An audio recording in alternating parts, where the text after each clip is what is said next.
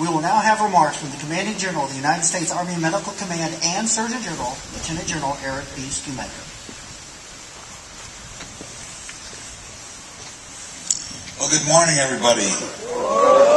What a balmy morning here at Walter Reed. I'll tell you, when that sun came out, I was almost getting a sunburn. I'm so glad. Sergeant Rivera, I'm so proud of you for having had this as an outdoor ceremony. Ever there is proof that that Army is an outdoor sport. It's this morning. Dr. Mullick is sitting here thinking to herself, oh my God, when they made the Army the executive agent of the AFIP, what were they thinking?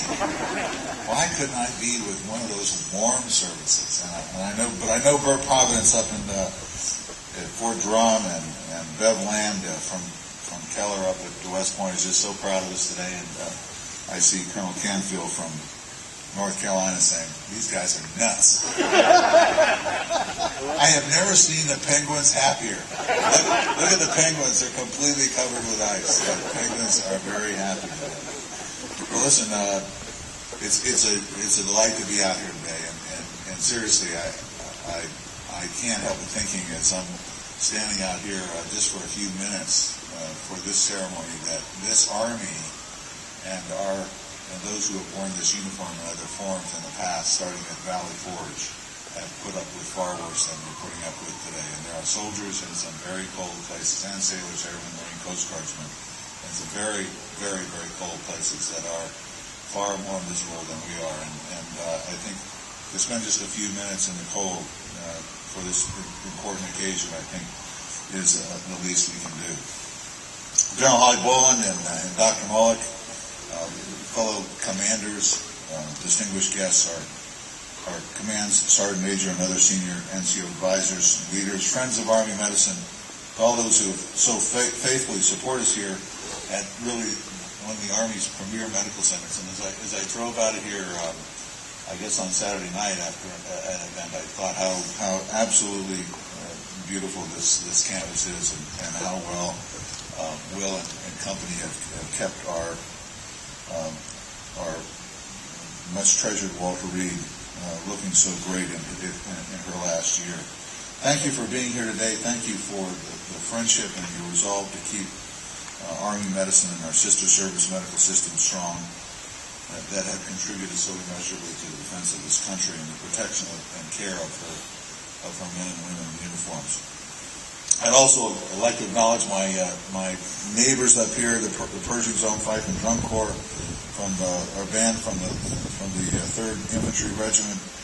I live next door to you all, and your professionalism, your precision are always exceptional. You bring real distinction and honor to these ceremonies and are reminiscent of that early Continental Army. And so thank you for being here. I have no idea how you play a pipe or piccolo in this kind of weather. I'm sure you've noticed that we don't have a large formation of soldiers today. Like any other day, our clinicians, our medics, our hospital staff are busy doing what they need to do to provide these great soldiers and warriors. Our nation's most deserving patients are wounded, ill, and injured soldiers. Their family members are distant across the compound.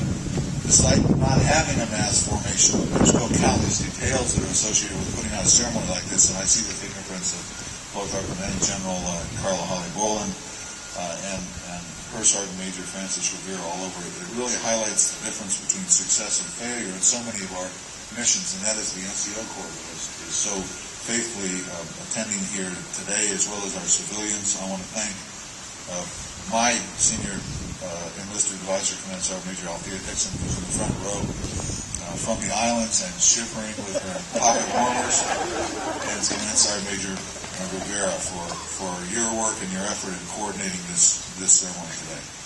You've heard in the narrator's comment that this isn't the first time in history of this command that we've reorganized to affect the northern Atlantic region, which we now call the Northern Regional Medical Command. I can assure you it isn't a result of a simple change in the name or a change in that organizational chart or simply rearranging the deck chairs as we speak. today you're really witnessing a ceremony which is the hope and ambition of any commanding officer to be a part of the history of his or her beloved regiment and command, in this case of the Army Medical Department and the Army Medical Command, as it dynamically adapts to the changing missions of the Army and the entire Department of Defense as we head into the 21st century. But it's been at the expense of what every senior leader is loath to do, to case the colors of a former command. As I cased the colors of the Southeast Regional Medical Command in San Antonio several months ago, it really broke my heart to admit that this reorganization is taking away a command that I was proud to serve as the commanding general for. But I take really enormous pride in the soldier medics and civilians in our standing up of this new Northern Regional Medical Command, because I firmly believe it's going to better support the transformational changes that are required for this Army in the 21st century that is centered around an exclusionary model called the Army Force Generation model. Although the Army has been transforming since its inception in 1775, there have been some really exceptional changes in our doctrine and organization, training, material, leadership, personnel, and facilities over the last 10 years. In fact, the Chief Staff of the Army has said that we are continuing the most fundamental and profound series of changes since World War II, certainly for this generation of soldiers. It's within this context that as the Army refines its organizational structure to better integrate and synchronize its organizations and operations around this Army Force Generation model, that we in Army Medicine strive to support that Army. That's really our obligation. And the medical reorganization that we are undertaking right now is the single largest reorganization since we established these regional medical commands in 1997. This reorganization realigns 6 RMCs, or regional medical commands, to 5. It establishes the Public Health Command, the Warrior Transition Command, that's represented here by your Warrior Transition Brigade, and it sets the stage for really substantial efficiencies and improvements in our system of health and our provision of health care for over 3.5 million beneficiaries. It sets the conditions for improved health promotion, for disease and injury prevention, and the delivery of health care by aligning the RMCs directly with their supporting TRICARE regional offices, by improving the standardization of headquarters, acquisition, and clinical programs. Carla, who has now served as the regional medical commander in 3 regions, understands that there's very little standardization across these regional medical commands. And one of the things that we've taken advantage of in reorganizing is to give each one of our regions really the staff and the focus that they've needed all along.